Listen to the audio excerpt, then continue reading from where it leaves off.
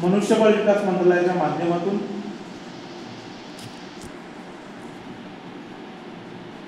योजना सुरू झाली आणि ही सुरू झालेली जी योजना आहे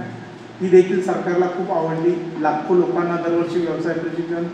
दिलं जाऊ लागलं आणि 2015 साली भारताचे पंतप्रधान नरेंद्र मोदी असताना स्वतंत्र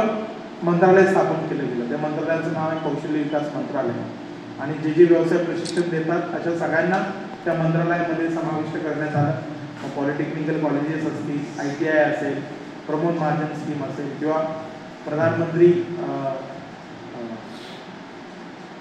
योजना आहे, PMKYच्या काही योजना आहेत, अशा सगळ्या योजनांना घेतल्यानंतर त्यांना लक्षात आलं की जनशिक्षण संस्थांसुद्धा मोठ्या प्रमाणावर देशभरात हे काम करतं, म्हणून जनशिक्षण संस्थांना स्वतंत्र लोगो, एक स्वतंत्र अस्तित्व म्हणून त्या मंत्रालयात घेतलं गेलं